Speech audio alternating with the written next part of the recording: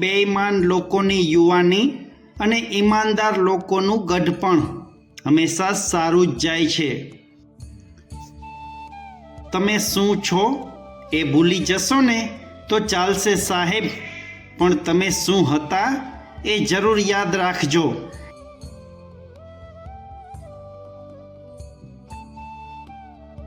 આંખો બંધ થાય એ પહેલાં ઉઘડી જાય ને સાહેબ, તો આખો જન્મારો સુધરી જાય.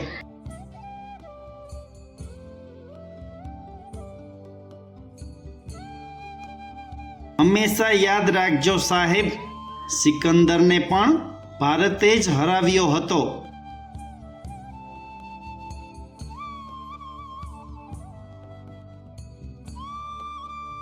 સાહેબ, બધાને એક સરખા માની લેવા એ મોટામાં મોટી આપણી ખરાબ આદત છે.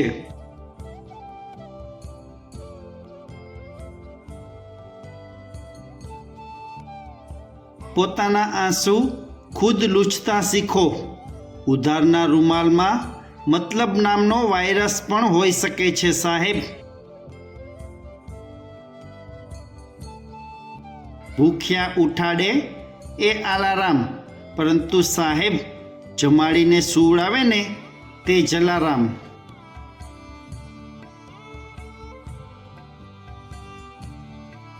સામેની વ્યક્તિ થોડી વધુ પડતી ભોળી હતી, એટલે જ તમે ચતુર કહેવાયા.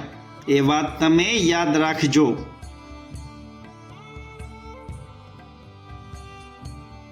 કોઈકને ડર છે કે ઈશ્વર જોવે છે, કોઈકને વિશ્વાસ છે કે ઉપરવાળો જોવે છે.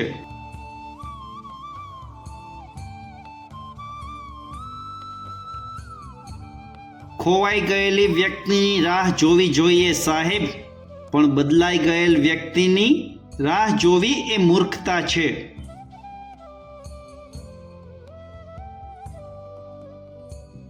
વ્યસ્ત વ્યક્તિત્વ તો ઘણા છે જગતમાં, બસ મસ્ત વ્યક્તિત્વ મળવા મુશ્કેલ છે.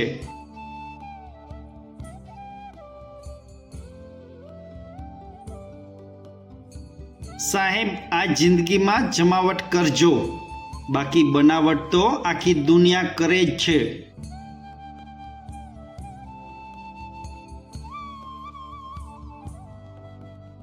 આજકાલનો માણસ એટલો બિઝી નથી હોતો સાહેબ, જેટલો બિઝી હોવાનો દેખાવ કરે છે.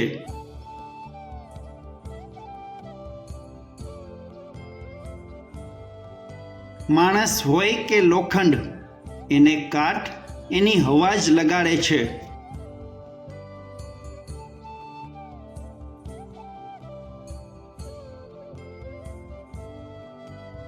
સમય શીખવી જાય છે કે લોકો કેવા હતા અને આપણે એને કેવા સમજતા હતા.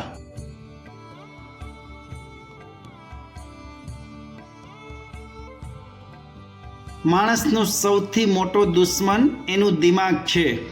પકડી પકડીને લાવે છે એ પણને જે તકલીફ આપે છે.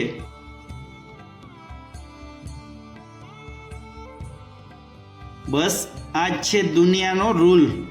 કોઈને કોઈ બીજું મળી જાય એટલે તમારા દાંડિયા દૂલ.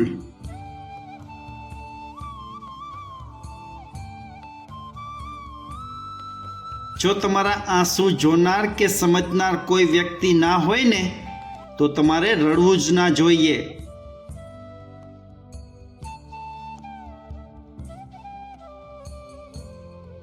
દિલ તૂટવું પણ સારી વાત છે સાહેબ, કારણ કે દિલ તૂટ્યા પછી જ લોકો મોટા મોટા કામ કરી જાય છે.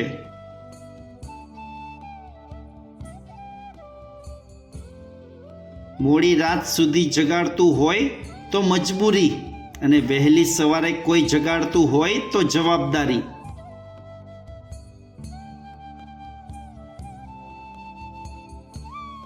તમારી ડિગ્રી તો ફક્ત એક કાગળનો ટુકડો છે. તમારું સાચું ભણતર તો તમારા વર્તનમાં દેખાય છે.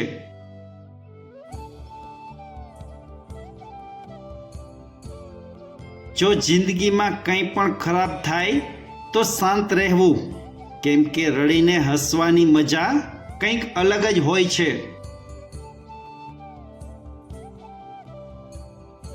મિત્રો, આજનો સુવિચારનો વિડીયો કેવો લાગ્યો? વિડીયો પસંદ આવ્યો હોય તો પ્લીઝ ચેનલને સબસ્ક્રાઈબ કરો.